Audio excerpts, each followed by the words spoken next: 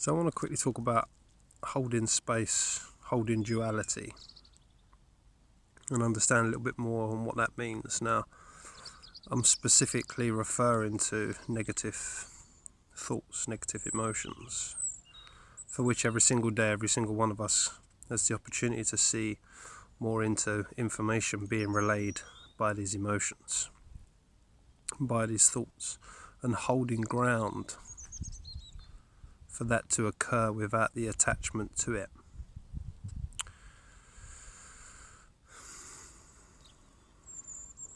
Now, in our day-to-day lives,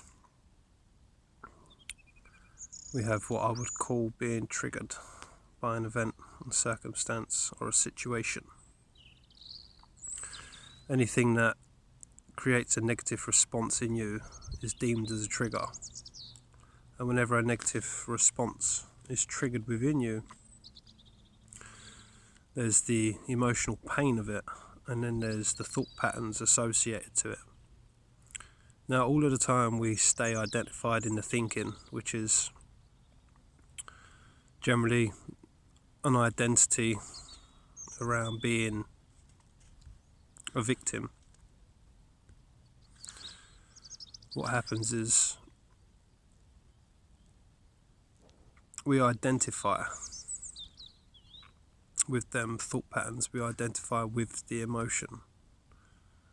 And through the identification with the emotion, we energize the emotion, we keep the emotion alive by being identified with the thought patterns associated to it.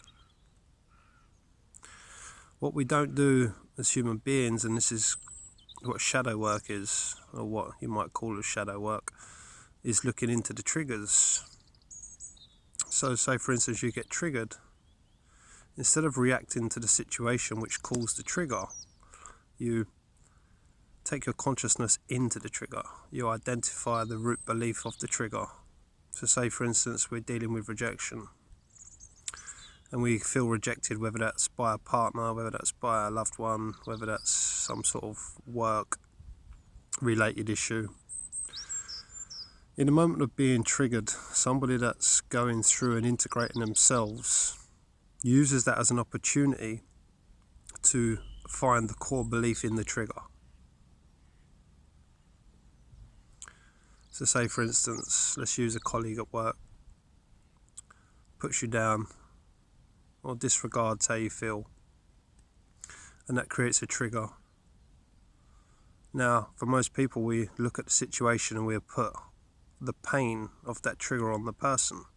Oh well, he don't care, he's an arsehole, she's an arsehole, don't fucking matter, I don't care about him anyway. And so instead of looking at the pain comes up, and we put the pain on the person, we put the pain on the situation, we use the pain and we project it outwards. That's how we avoid looking at ourselves, that's how we avoid facing ourselves. But for somebody becoming more conscious, more awake, they use that opportunity to identify the trigger. And instead of putting that pain, that emotional pain onto the situation, that emotional pain onto the other person, they hold ground for it, which means they're beginning to break identification with that way of thinking and feeling. They're not trying to get rid of the pain, they're not trying to remove the pain, they're not trying to remove the thoughts. They are becoming the observer, the awareness.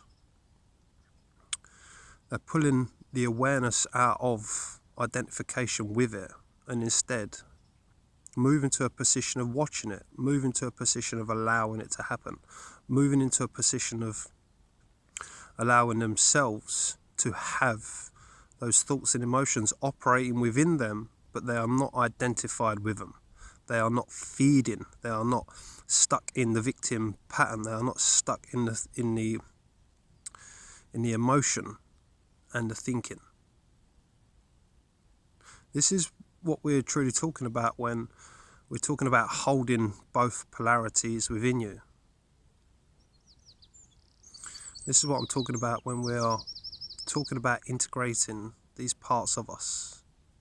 Now, when we break identification, when we break the loop and we just step into the awareness of what's happening within, we are no longer energizing, we are no longer holding on to the emotion. We're allowing for the emotion to pass. We're allowing for the emotion to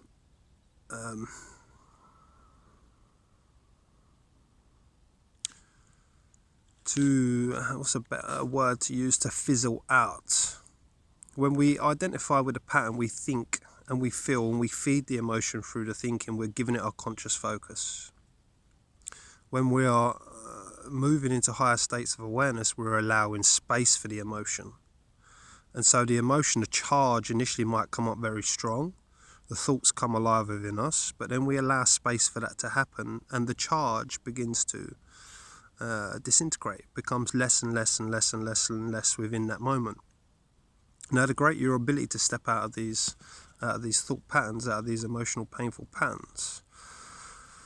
Not only are you not re-energizing the emotion, but over time you'll begin to dispel the emotion. It becomes less, the tension of the emotion becomes less and less and less, and the less charge the emotion has, the less hold it has, the less power it has. So as we go through the spiritual practice, or we go through the practice of awakening, what we're actually doing is taking the charge out of our emotion. And the only way we can take the charge out of our emotion is not by suppressing it. It's not by releasing it unless you have to release it. But it's by creating space. It's by holding that polarity within us. And by holding space and not identifying with it, the charge becomes less over time, to the point where the charge is so very little it has no control over you no more. And at this point you've become so self-aware that very little room, there's very little space within you for any negative energy, any negative thoughts to take and hold ground. Now, as we dispel this emotional charge, it's no longer an attraction point for negativity in our lives. It's no longer a focus point for experiencing bad situations. The only reason we're experiencing bad situations is because so many are identifying and suppressing of this pain that it's an attraction point. And if you think of human beings as generally suppressed and identify with negative emotion, you can see why we see so much hurt in the world and why we fight and hurt each other. And it all comes from this lack of awareness. It's all coming from this identification with this negative emotion. Now, in the first phases, when you really begin to awaken, when you really begin to question your internal reality, when you really begin to question yourself, you're going to find that this charge is so heavy and that you have no control over this charge. You are so identified with it. It comes up, it takes you over. You become the emotion, you express the emotion. But here's the opportunity that I'm offering you. And that is, if you are in that stage of development where emotion takes you over and you become that negative thinking, you become that negative emotion, you have to express it. Once the emotion passes, which is generally after expression, there is an opportunity for you to see that you have identified with that emotion again, that you have become that emotion. And every time you can become more and more aware of the emotion and the thinking behind the emotion and the core root and the beliefs behind the emotion, the more awareness you will grow in. And the more awareness you grow in, the less chance it has of taking you over.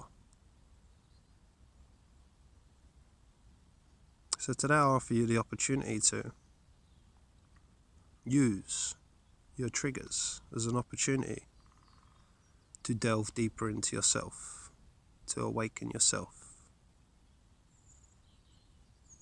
Because every time you break identification, you grow in more consciousness, you grow in more self-awareness, you grow in more awareness of what you truly are over what you are not.